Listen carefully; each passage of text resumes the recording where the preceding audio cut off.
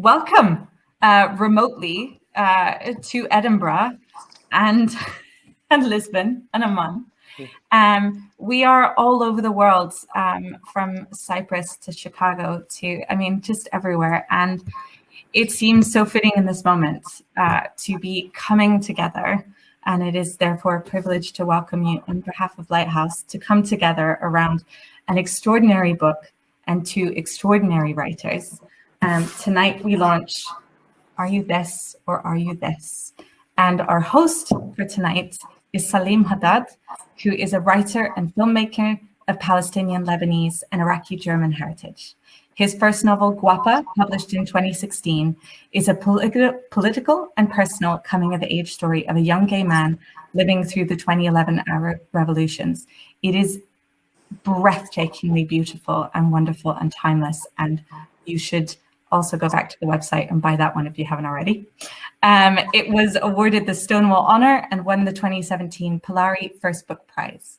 His 2019 directorial debut, Marco, was nominated for the 2019 Iris Prize for Best British Short Film, and it's available to watch on YouTube.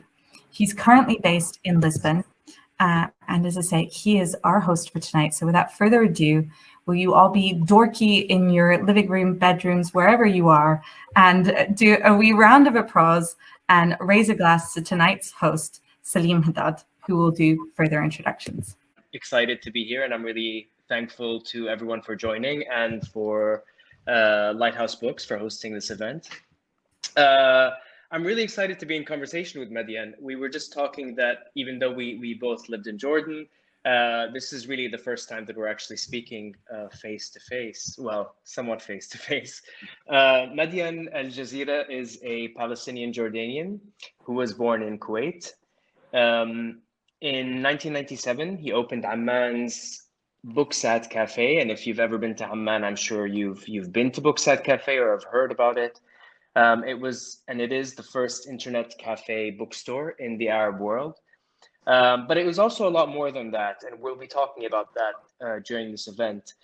Since its founding, Madian has been engaged in human rights work and LGBTQ activism. And he's just published his memoirs, Are You This or Are You This, which is available to purchase now. If you click on the green link, the green button at the bottom of the screen underneath my face, that'll take you directly to a page where you can purchase it. And you can also purchase my book as well. Both are being sold from Lighthouse Books, both in the shop and online. So if you haven't managed to grab a copy of either of those two books, Lighthouse Books is a great place to do that. So Madian, it's nice to finally be able to meet and chat, even if it's in this format. Yes. I wonder whether we should start by a short reading, maybe something along the lines of 5 minutes from your book, and then we can have a bit of a chat about a lot of different things, I'm sure. Sure. I'll do just a couple of pages, and I think, I don't want to spoil it, that's why. Okay, this is the first few pages.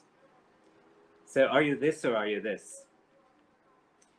Mama came to New York to visit me after we had not spoken for weeks. We're a close-knit family, a tribe, taught from the earliest age that you never go to sleep mad. As young children, we would go into each other's rooms to hug it out before bed. Mama and I could not have survived the silence much longer. I had come out to her and Baba a few months earlier, and it had not gone well.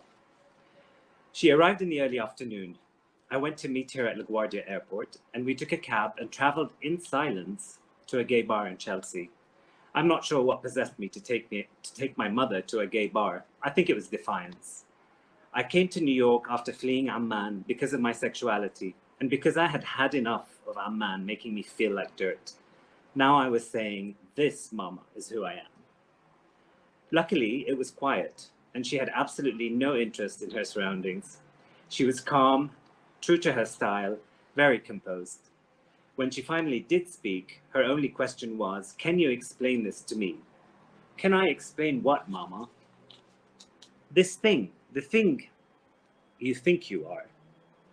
I tried to explain being a homosexual without mentioning sex. It wasn't easy, and I was fumbling. She wasn't even listening. She was distracted, very fidgety. Finally, I said, "Mama, what's wrong? What's on your mind?" She took a long, deep breath, looking around. She closed one hand to indicate a hole. And I've lost where I am. While extending the index finger of her other hand and making a poking motion. "Are you this?" she asked, raising her closed hand. "Or are you this?" she said, while poking with the index finger of her other hand. I gulped my drink and stared at her. "Mama, it's not about that. It's not about that at all. You have to understand, being gay is not just about sex. Just like you love Baba, I'm looking for someone to love." She said nothing. I had 2 more drinks and we sat in silence. She was squinting and thinking hard. I knew she had more to say. "Mama, what is it?" Again, a slow, deep breath. "Habibi, if you are this," and the index finger came out, poking a little more furiously than the first time, "then it's okay. You can get married. You can marry a lesbian." I gasped and fell back in my seat. "Mama, why on earth would I want to marry a lesbian?" "And you can have a baby. There are plenty of Palestinian lesbians that would love to have a baby with you," she said, on authority. Initially, I had thought that my mother's issue with my sexuality was fear of what people would say and of disgracing the family. There's certainly a little of that, but I realize now that it's about her idea of normalcy. Mama wants me to have a normal life, and as long as I am this, index finger extended, then there's nothing to worry about. I'm still a man. Mama is not closed-minded. She was a teacher, and her sisters were also teachers. They wrote academic books on history, language, and geography. Their names are still in books used for teaching across the Arab world. Mama is also a true matriarch and a class act. Not only does she command respect, she demands it. She's the youngest of 5 sisters, all born in Palestine. They were all strong, educated, dynamic, stylish women who set the stage for us in how we saw women. I couldn't therefore comprehend how she could have such a limited view about homosexuality. It upset me and consumed me. I'll stop here. Was that 5 minutes? Yeah, I think so. I think it was perfect, and I think it's a perfect way to introduce people who haven't read the book to the book. I really loved that scene, and it really stayed with me. And in fact, that, you know, what your mother told you, "Are you this or are you this?" That is the title of the book, and it's a really interesting title because obviously your mother is asking this question. She's asking, "Are you a top or a bottom?" with its own signifiers of masculinity, right? But I think it's a much more symbolic of a lot of other rigid binaries that you are brushing up against, that you talk about in the book, whether it's your Palestinianness or whether it's being an Arab in America. And I'm curious, why did you decide to settle on this title as the title of the book? It's, well, one, it took me a while to understand why Mama asked this question. And then, but that question, as you said, it just goes much, much farther than, you know, are you the poker or are you the pokey? Are you top or are you bottom? It's so much about patriarchy. It's so much about value. And that whole conversation, Mama's worry wasn't necessarily top or bottom. She was worried about my value. That was her main concern. You know, if you're a bottom, even within the gay community, you know, there are all these jokes that go on. You know, you know, "Oh, you're such a bottom," you know, things like this, as if demeaning and degrading the person in front of you. Even within our community, this happens. Mm-hmm. But that also equates with, unfortunately, in such a, you know, it's a man's world and it's a patriarchal society, that the top is the man and the bottom is the woman, and the bottom is always weaker. It's value. And I realized that this question that she had went much, much farther than the action itself. So that's why I used it. Shoot. One thing we both spent time in Amman, and one thing I discovered reading your book is that we also both grew up in Kuwait, and I'm always very interested in any writing about growing up in Kuwait in the 70s and 80s, and especially from non-Kuwaitis. And so I was really happy to see you reflect on this in your book. And especially the impact of being displaced because of the Gulf War. I think that, for the large non-Kuwaiti community that had made Kuwait their home, ourselves included, we suddenly found ourselves refugees from a country where we were never allowed to establish roots, nor did we have the right to return to, which refugees usually do. It's an interesting question. I think both of us being Palestinian is that I think Palestinians have faced multiple displacements in our lives, and Kuwait is one of those. And related to this, there was one passage in your book that I think really spoke to me, and that made me think a lot about myself. And I'm just going to read from it a little bit, because I think that many others will relate to it, not just whether you are a refugee or an immigrant, but also maybe whether you are a gender or sexual minority in a society that is not accepting of you. This is you at some point after a particular crisis at a job. You're reflecting on yourself, and you're saying, I was obviously doing something wrong if I was continually allowing people to trample all over me. I was always in this head down mode. I'm sure the problems stem from being a refugee. Later, you go on to say, I was a Palestinian who always had to apologize and explain, a refugee who learned from the earliest age that he had to keep his head down, a gay man who was closeted for years and faced homophobia every day. Like I said, I think it's an interesting parallel being drawn here between the idea of being a refugee, someone outside of the community, someone expelled from a community, and the gay man, someone who is also outside of this idyllic image of society.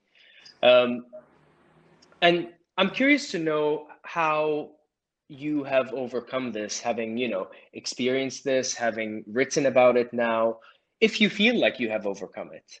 And if not, how do you continue to fight against this head down mode, this need to apologize, to fit yourself into what society expects of you, that sort of thing? That's a tough question. Yeah, sorry, I like tough questions.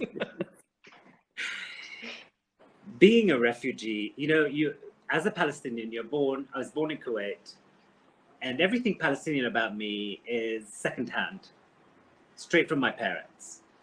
And there's the continuous reminder that we are refugees, that we do not have a country, and that we carry a passport that is not the same as the country we come from. So you grow up with that in the back, and that where we live isn't our country because we're not accepted, and that is explained later on in other chapters on how Kuwait was to us, how we were to Kuwait emotionally, and how Kuwait was to us. All of that filters in to endorsing that feeling of being a refugee. I mean, living in Kuwait, being born in Kuwait, in any other country, you are born where you're born is where you're from.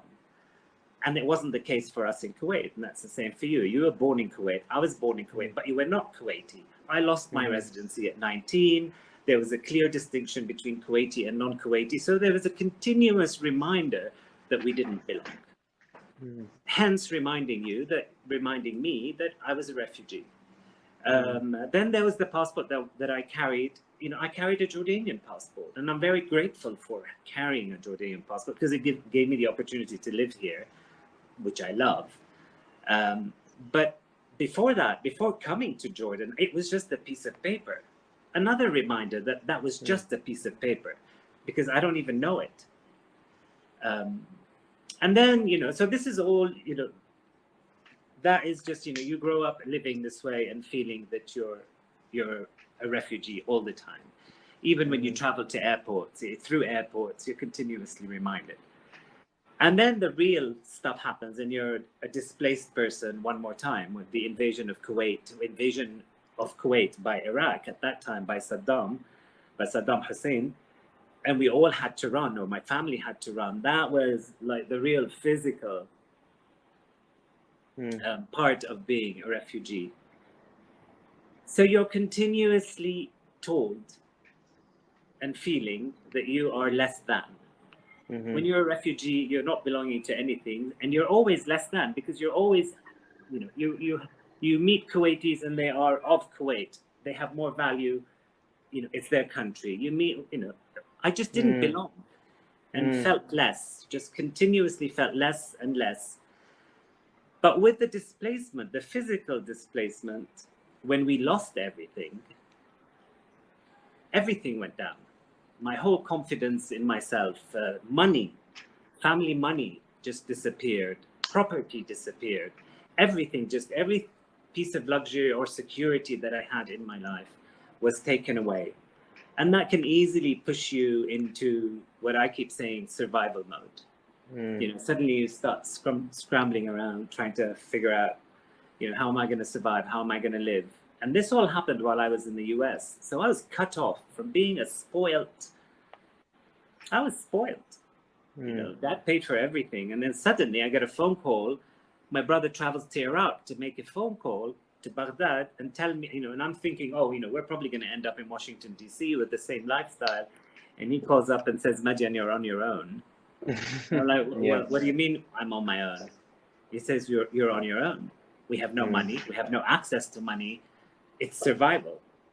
Yeah. And when you go on that, you start to accept the short hand of the stick, the short end of the stick in everything. Because you feel like, I'm in no position to haggle. I'm not in no position to, you just take what comes at you. Yeah. Basically. And that's what I did. But then, and then put on that, like I remember in one of my jobs, in more than one of my jobs, just the fact that I'm gay and I'm out, people act like they're okay and they're cool with it and they try to treat you professionally, but it always comes out. It always comes out that they treat you less. And the way that I think I described it once is that there are many different weapons that can be used against you in a society. And I felt growing up that my sexuality was a weapon that could be used when convenient against me.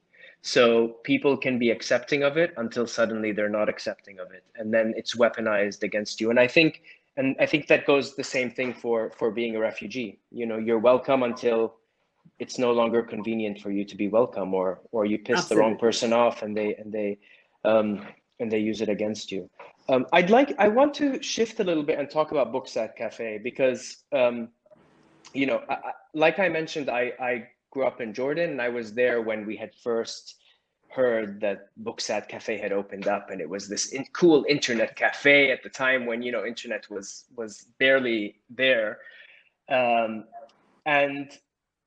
for me as a young gay guy growing up in Amman at that period, Booksat Cafe was this haven that I had heard about as this space that was very open and accepting. And it was also a very strange experience when at a certain point there were these slanderous stuff that came out about Booksat Cafe, which you discuss in the book, how there were these rumors about it being a place for homosexuality and for Satanism, etc., etc. And I have a couple of questions for you. The first is whether I want to tell you, I don't know if you know this, by the way, but in my novel Guapa, there's a bar called Guapa. And Guapa, a lot of people ask me, what is Guapa based on? And I tell them it's based on maybe 3 different places in the Middle East. 2 in Amman, 2 in Beirut. And one of the places that it's based on is Booksat Cafe. And some of the scenes in Guapa, and I'm not going to mention which ones exactly, but there are certain scenes in Guapa that I was in Booksat Cafe and I picked it out and and use. So it was definitely an inspiration for me. I was wondering about that, but yeah, I'm glad you said that. Yes, yeah, it was for sure. And but I want to ask you, you described that Booksat Cafe became a center for human rights and a haven for people in distress. Would you consider Booksat Cafe to be a gay cafe? No, because people say it's a gay cafe just because I'm gay. Mm-hmm. And because the gay community comes to the cafe and and find it as a safe space. It's a safe space for everybody, and it was the whole time through, except certain Thursday nights. It got really gay. When the music was up, which kept getting us in trouble. Nothing was happening, but it just kept getting us in trouble because it smelled like there's a gay party going on, and God knows there are plenty of haters. Mm-hmm. I say no because although I opened a cafe, mind you, I had no plan whatsoever to make it a gay cafe or a safe haven. It was the first time I ever opened, the second time I opened a restaurant shortly after, or a bookshop. And that was part of the survival. I'm an architect. I mean, I should have been doing architecture, but I needed to survive. And this is something that I had a passion for. It only became a center of rights or a safe space because I started having these little talks where a couple of friends of mine who were therapists, we talk about marriage, sex before marriage, love and marriage. And then we started talking about HIV. And then we were asked to stop. But because I think it was that and the attitude, that the easygoing attitude, we started to get cases such as, like I remember one of the first cases was these two teenagers, gay, they must have been 15, 16. And obviously they were in love with each other and they were busted by their parents. They were beat up so bad that two of them ran, didn't know where to go, ended up at my doorstep. Beaten up, needed to be taken to a hospital. And I did that. And that's when I realized, I didn't think twice. It's like, these people need help, you run. But that was the gay couple, young. Then I would get things like, a young lady who would be sitting in the cafe, minding her own business, studying. Then I would see, some angry looking people with a policeman who had removed, rolled up the sleeves so as not to look like a policeman. Then it would come up and I would stop them and say, excuse me, can I help you? And they say, oh, there's a runaway girl here. And over here, then we knew what that meant. They would come, the family obviously were behind him. I asked him, you asked these people to leave. And what would normally happen is they would take this girl would have run away from her family because she didn't want to be forced into a marriage, or because she was abused, or because she just wanted a better life. And the family would come after her. The police would take her from my place to a safe house, and then the family would come in and sign a paper to pledge that they would not hurt her. They'd take her home. 2 days later, a cousin shoots her. We had an issue and a problem of crimes of honor in Jordan, which now, and this is many years ago, now this has been dealt with, and now it's, it no longer happens. But it was also, regular heterosexual women who started to find our place as a haven. But then musicians started to find it as a haven, and politicians. Refugees all the time. And Madian, I think this is, I mean, when I was growing up in Amman, when we were in high school, we knew of you, even though I had never met you, but we knew of Madian, the openly gay man, and it was really important for us to know that existed. And I remember I was in a reading, I was doing a reading for my book in Berlin. And after the reading, this Jordanian guy came up to me privately. He didn't ask a question in the group. He came to me privately and he said, I mean, I like the book, but why do you have to share our secret lives in public like this? We're happy, quiet.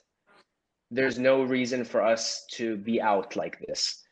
And that kind of stayed with me because it's something that I think we have a lot of discussions about in the community, the value of being out, the value of having a public face, of talking openly about these issues. And for me, it was very important that I do this very publicly, with my name, with my face, that people know who I am, what family I'm from, and I have no shame in it. That is politically important to me, because I think when you have people like you, when you have people like me who have the, let's say, the familial ability to be out, our families are more or less accepting of us. There is a responsibility for us to be like a lighthouse for people who might not have that ability to be out. And I think you served a very important role for kids, you know, who grew up in the 90s and the 2000s as someone who was visibly out, you know, and I think that that's really commendable, and it's really important. And it kind of brings me into some of the sexuality discussion that I want to talk to you about. You know, I think, especially in Amman, but I think generally, it's very difficult to talk about gender and sexuality without talking about class. And you talk about this, and specifically you make this distinction between East Amman and West Amman, which I think is really interesting. And I'm going to quote you here. I hope my connection is good enough. So you write at one point, this is you: "When I have been called a fag in Amman, it has almost always been by people in West Amman." For those who don't know, by the way, West Amman is the richer suburbs of Amman. The people there are more affluent, are considered more modern and progressive, and have been exposed to Western culture. When I go to East Amman, I never get any comments. The people in East Amman are closer to the Arab culture and have not been influenced by Western ideals as much. They may see me as a little effeminate, but there is no name calling or innuendo, and they don't know the word gay. They have not dissected sexuality, and their sexual impulses are like their social impulses. They come up in a natural and unforced way and are much more fluid. So I'm going to ask you a tricky question. Does this mean that East Amman is less homophobic than West Amman? I think so. And Okay. I think so. It's part of in West Amman, you know, because there's satellite, and because people have traveled, and because people read English books. You know, in the Western world, the sexuality has been dissected naturally. Good thing it got dissected. But I think it got dissected. When I say dissected, I mean, you know, we had to put everything into shelves. You know, there's a homosexual, and there's a heterosexual, and a bisexual, and you know, everything was put into shelves and looked at with a microscope. But I think only for the end of it to come to the conclusion that also, and mostly also, sexuality is fluid. And now this conclusion applies totally to our world.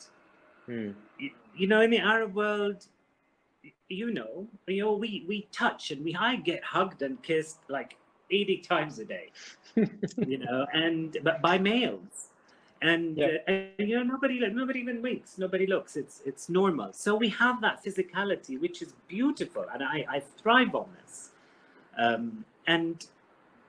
And people are honest enough to, you know, normally we don't even talk about sex openly. It's, you know, it's a shameful act. It only happens between married people. But, you know, when you are physically close and emotionally close to a friend of the same sex,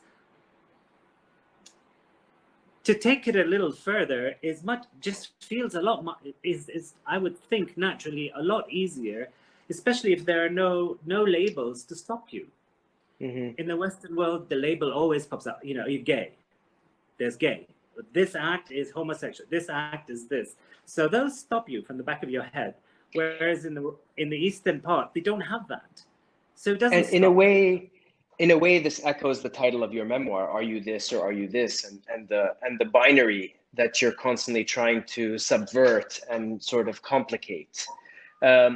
But at the same time, in your book, you know, at one point I can't remember exactly, but you talk about how you are giving a talk on sexuality, and you talk about the challenges of finding the Arabic words to describe gender and sexual identity, gender identity and sexual identity. And this is an interesting point of tension that I think what you just described about the fluidity, which I agree with, but it's also in tension with the need to find the right words to identify our identities and our desires. So we're kind of, I think, as a culture, we're torn between this romantic ideal of fluidity and not having labels, but yet also needing labels to understand who we are. And so how do you square this circle? You know, it's important. For the longest time in Arabic, we didn't have the vocabulary. Mm-hmm. You know, the saying, you know, using, you know, for someone who's homosexual, or, you know, if you're a gay man or a gay woman, the words were just, you know, from the belt and below.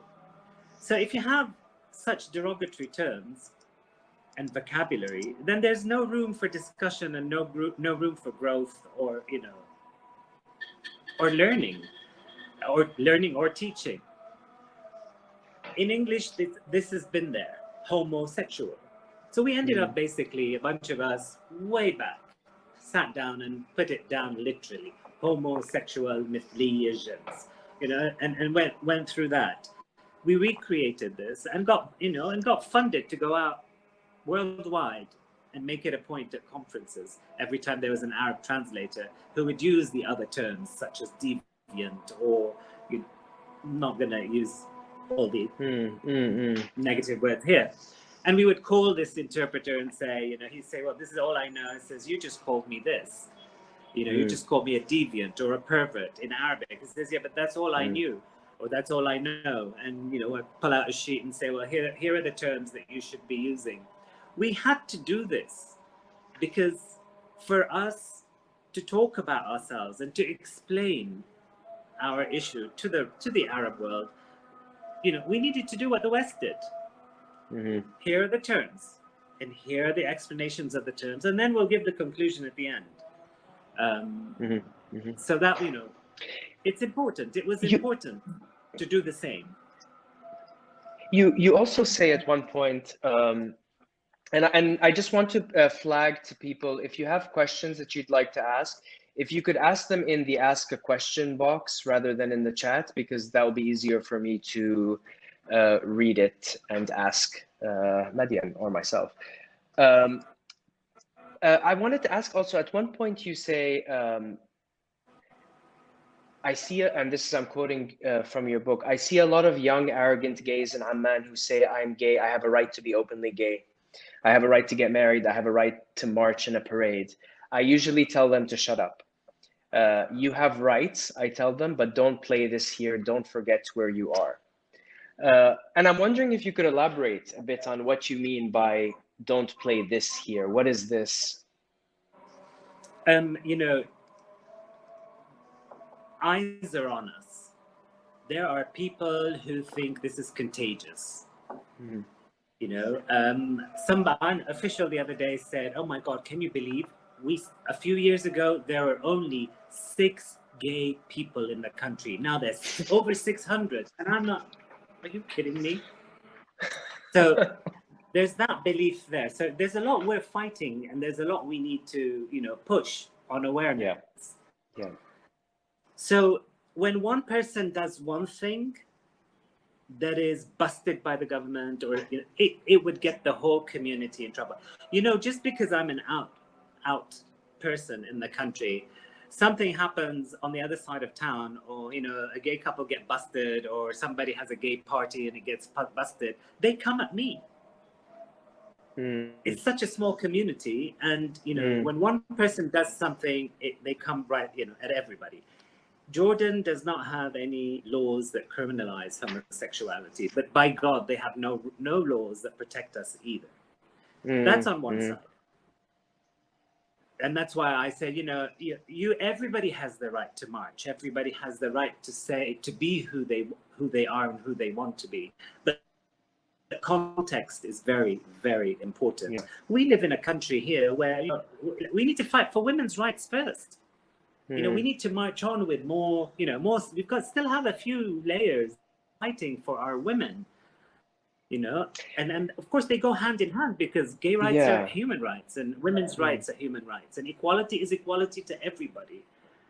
So it's easier to fight for women first and come down to us. And I don't want to say come down to us, come along to us equally. But that's why I say that. I say that, there's a context. You need to protect yourself and you need to protect everybody else, because we're a small community and one action affects everybody. So it wasn't, I wasn't condemning them. It was just, to me, what I'm doing is I'm advising. No, I mean, I think it's and a context.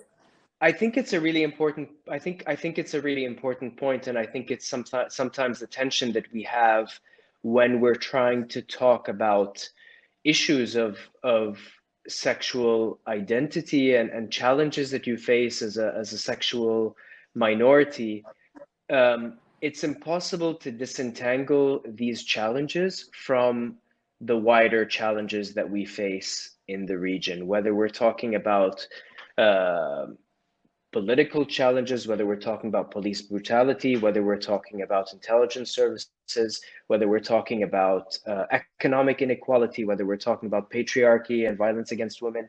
It's really impossible to disentangle the issue of sexuality from these other issues. So I can see the frustration with thinking, oh great, I will march in the street with a rainbow flag and that will suddenly bring me gay rights. The situation is much more complicated than that. Or in other cases, maybe it can be much simpler than that. And you have the case of Sarah Hijazi in Egypt. All she did was raise the flag, and all hell broke loose, and she ended up committing suicide. So it's that. There's a time, there's a context, there's a place. Take care of yourselves, protect yourselves. We don't have foreign passports. Us Arabs have Arab passports that barely get us to a country that'll protect you or give you any rights. So it's not even easy to flee. For a Westerner, they would say, "Oh well, no problem. You get in trouble when you run. Run where? People in Jordan, where do we run? There's a war in Iraq. We've got Israel on the other side. There's a war in Syria up north, and Saudi doesn't take non-Gulf and GCC members. Where do you run? So there's a lot of restrictions. I've got many more questions, but I think I'll just ask one more question and then we'll open it up to the audience. And I was very excited when you told me, a year ago, I think that you were writing this book, or I can't remember when it was, but it was a while ago. And a lot of people tell me they're writing books. So I thought, oh, fantastic. That's great. Fantastic. If the book gets written, that would be amazing. And I was really happy when I saw on Twitter that actually the book was being published. Because I think, the perspective that you have, and I think one thing that we lack as a wider LGBT community in the region is recording our history. And I'm not just talking about fiction, I'm talking about nonfiction, real experiences, real challenges, the nuances of it. And I think that you capture the nuances of it in a really good way in the memoir itself.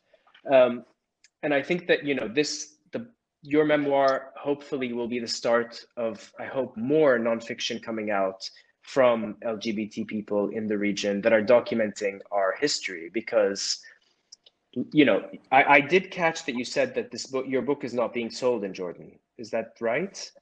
Yeah. And I know that my own book has had many has been banned in a few Arab countries, and it's a really it's a very violent experience to go to a bookstore in Dubai and search for your book on their system and discover that it doesn't exist. They've literally eliminated the book from existence. It's a very violent form of erasure, and so I think I'm really glad to see that your book is out, and I hope that it does really well, because I think it's really important that we get our history out there against all obstacles. But I wanted to ask you, you know, I left Jordan in 2005 or 2006, and I didn't go back very often. And to be honest, my experience in Jordan was a very negative one. But when I did return, I was really surprised at how much had changed in terms of the gay culture, in terms of people's openness, things that I had not seen or had never thought I would see. And I'm curious, you know, you opened Booksat Cafe in 1997. You've been through all of these trials and tribulations. You've seen the community transform and change, you know, since you moved to Jordan in the 90s, albeit with some sort of moments where you've had to leave the country. How has the situation changed? Has it gotten worse? You can talk more about the region if you prefer, or just Jordan. And where do you see it going in the future? You know, I see Jordan as one of the more stable countries in the region, obviously. You know, then God knows wars have gone out in all the countries around us. And I think we've come a long way. Jordan has become a melting pot. You know, not just the fact that, you know, we have a lot of Iraqi refugees who are now, you know, some of them are already Jordanians and live here and were born here. We've got Syrians, we've got Lebanese, we've got Sudanese, and we've got Yemenis. So it's become a really nice melting point. But then on top of all of that, the Jordanians that have come back all come, you know, whether they're Jordanians or Palestinians, all come from completely different upbringings and backgrounds in different countries. So even that has added to this, you know, very tasty salad that we have. And although we have freedom of speech and limited, but we're able to put things out. And that has been a great thing for the movement here in Jordan. From day one, well, also, I think I'll have to give account to, you know, I'll have to give credit to the fact that now that there's an Arabic set of vocabulary for LGBTIQ and the rest, that people are now beginning to use these terminologies, and more discussions are happening online and in other media. So there's more awareness, and I think we've come a good few steps forward. Every now and then we go back a few steps, but the steps forward are more in number.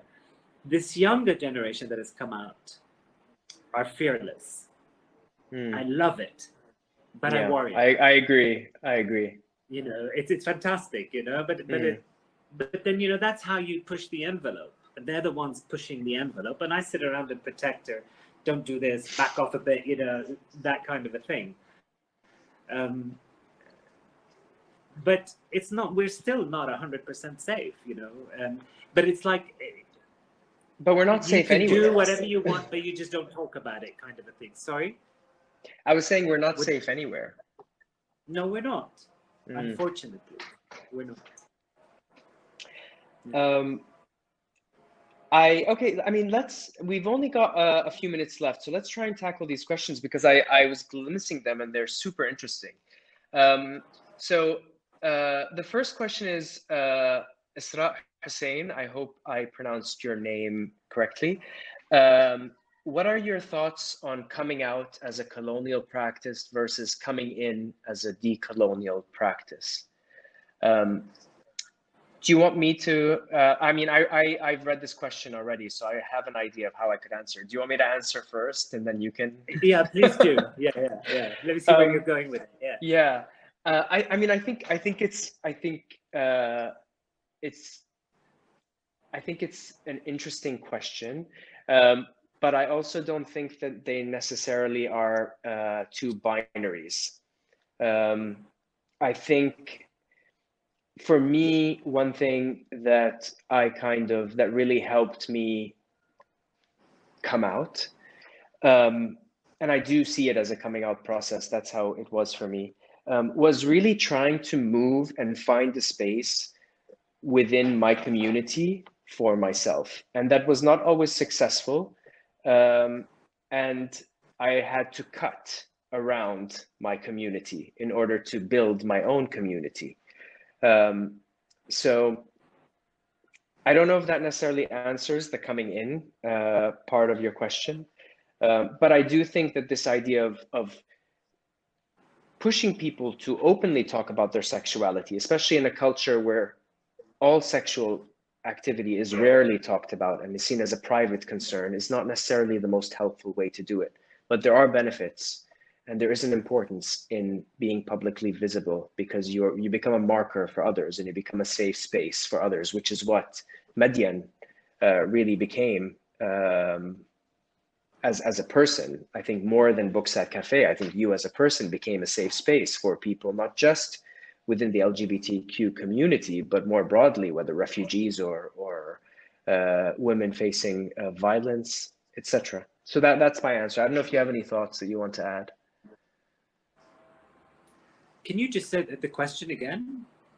The word how it's written. Yeah, they're asking about the what are your thoughts on the idea of coming out, and whether, I mean they're using colonial practice, but I guess you could say like something that's coming from outside, like a Western concept, coming out as a Western concept versus alternatives to coming out.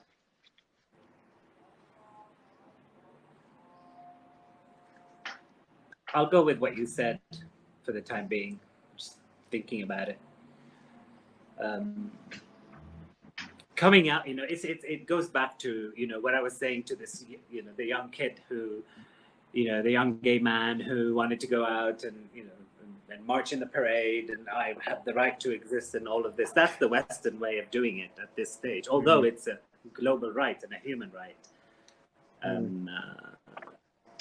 But that's, we use these words and terminologies and we try to translate them into Arabic. And when we form the sentences, they're not familiar to people here. To say coming out.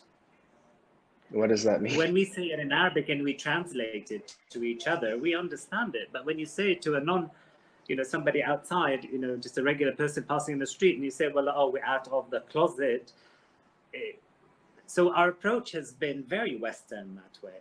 And as you said, it's very difficult to come out in our way, because, sex isn't something we talk about. I went by the rules. I did what I did. I protected, I fought where I could fight, or talked where I could talk, and maintained the rules, the social rules on everything else. And I think that's how I survived it. I don't know. It's a tough question. I may not answer it. It's a tough question. And Isra, if you have any ideas or thoughts, feel free to put them in the chat. Another question, how do you think social media is changing the necessity of spaces like Booksat Cafe? And Sarah's asking, she's saying, I was thinking of the way Soho in London has changed rapidly. So these sort of very these sort of physical gay spaces and safe spaces are disappearing and becoming less visible as people move online. Such a shame. I think it's become more dangerous as well. I'm 56. You think it's more dangerous online than Yes. to go to a physical space? In another way, I'm 56, so I grew up with the bars. You go out there like any other place in the world, except this is a gay bar. You go out there, you have a few drinks, you look around, someone approaches, or you approach someone, you say hello, you see them, you get the, you feel the vibe of the person, and you see where your comfort level is with that person, whether you're feeling threatened, not threatened, and you go that way. Online, you have none of that. And then in countries like our countries, in the Arab world, the amount of blackmailing that is happening, the amount of, like in Egypt, you've got the intelligence or whatever are busting people by posing as gay men. And And how do you meet? I think it's very important to be able to physically be in front of someone, to feel the energy, you know, to see how you feel and to see if there's any chemistry, or even if it's just the chemistry to become friends, to trust and become friends, which you don't have online. But mostly online, I think the amount of cases I get of people who have been blackmailed, people who have been by pictures, or people who have met others and then got beaten up because somebody else walked into the house, forced them to a money machine, ATM machine, and had to withdraw money, and then more black.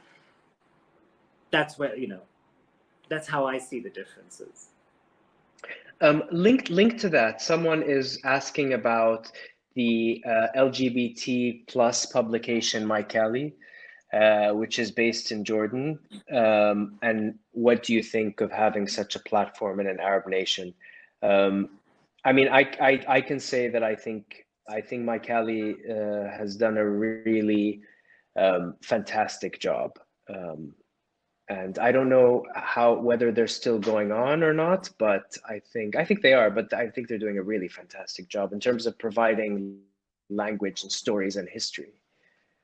Yeah, my Cali started out, you know, much less sophisticated. Of course. And when it started out with that lack of sophistication and understanding and awareness, they were young and they were just that was the typical colonial, you know, coming out. You know, let's show the bare chest, let's put this, let's put that, and it was daring and amazing. But timing wise, it got people in trouble, it got them in trouble. But they have made such a leap of sophistication. You know, now they are really, you know, and they've become in Arabic as well. They weren't just in English, they were in Arabic. Because I remember right at the beginning, without mentioning names, the founder of it started to get, you know, short emails from teenagers and others who were, you know, who felt like they were in danger. Others wanted to commit suicide, and he didn't know how to deal with it, and contacted me, you know, to take on and see what could happen to tackle.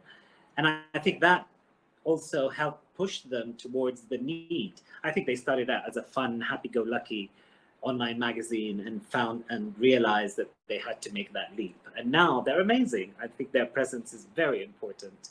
And their switch to Arabic is even more important. Absolutely. And, you know, I mean, the thing about the beginning stages of My Kelly, I agree with you. I mean, there was maybe a lack of sophistication. They were young, they were a bit naive. But I think we need to allow for these mistakes as a community. You know, we need to allow for young people to make mistakes, to maybe step over the line every now and then, to fumble, because that's the only way that the line is moved, right? Is by people every now and then stepping over the line, and you slowly push the line a bit here and a bit there. But yeah, I think we can both agree. My Kelly is doing really excellent work now. Yes. And they're definitely worth checking out. Their Arabic content is really fantastic, really fantastic.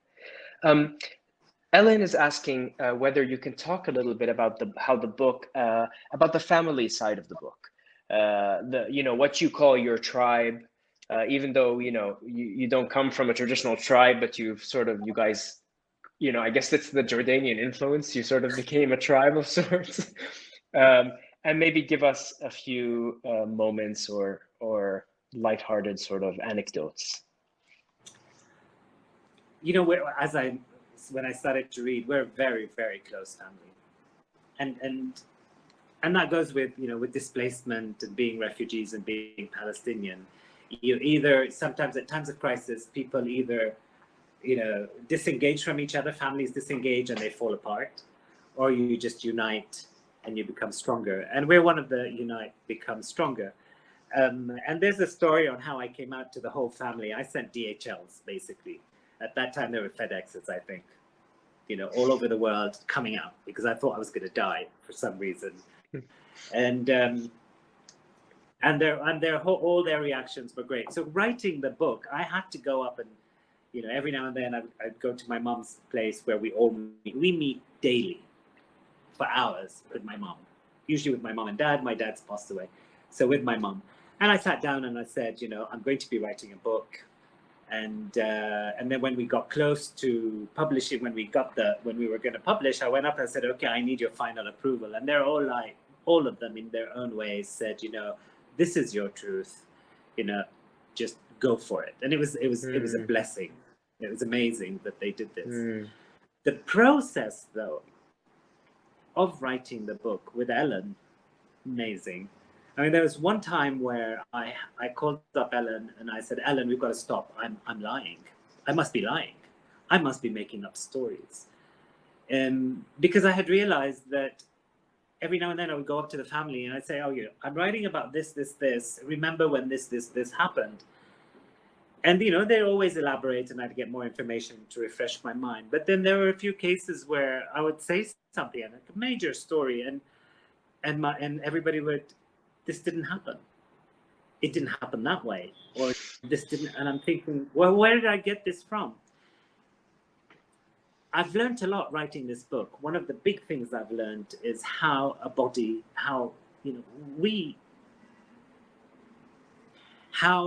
everybody has a threshold. A bomb can explode in a room, and a lot of people would say different stories on, they wouldn't be the same story. Because I think people can tolerate a certain amount, and there's a threshold, and right there, their brain plays a game on them, turns the story around so they can accept it. And it had happened to me where there's been quite a few traumas in my life where I thought I was in control, but the control that was actually happening was my brain controlling itself in giving me the information internally and turning it around and not saying it as it is completely to save me or to allow me to at least process it slowly. So, this whole relationship with my family going up and down and fact checking opened so many doors to me and for me. And if it wasn't for them and this tight-knit tribe, Yeah. And I mean, I think, this tight-knit tribe that you talk about, I think that really comes through in the book. And it's, mashallah, it's such a wonderful thing to have. And it's, and very few people have what the type of family that you describe in a book. And I think it's also a testament to who you are and what you've accomplished, not just for the queer community in Amman, but I think more broadly for, in creating this safe haven that is really, Booksat Cafe is maybe the physical space of it, but the driver has been you, and I think that's really fantastic. And I think maybe we can close it here. I just want to remind everyone to buy Madian's book. Click on the green button underneath us and buy the book. It's a fantastic book. And I'm looking forward to your next memoir. One's enough. No. Come on. Let's see how this goes. Thank you, Saleem, really, thank you. And the whole event has been, it's my first. So is it your first? I really appreciate it, yes. I took your event virginity. Wow. Yes. I hope I was gentle. So thank you for the opportunity. It was my pleasure. It really was. Thank you, everyone, for joining. Yes. Yeah. Have a good Bye-bye. evening. Isn't it crazy? And it was difficult getting it because it's banned from Jordan. How did you get it? Someone bought it in London And posted. Flew in with a few and handed one over. That's amazing. I'm envisioning sort of in brown paper bags it being handed over like bar tables and cafe tables. Close. By the way, Ellen is online. Ellen is Ellen Giorgio, very good friend of mine who wrote this book.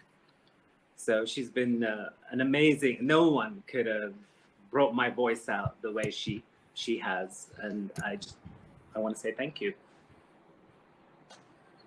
She's somewhere online. She was somewhere in the chat.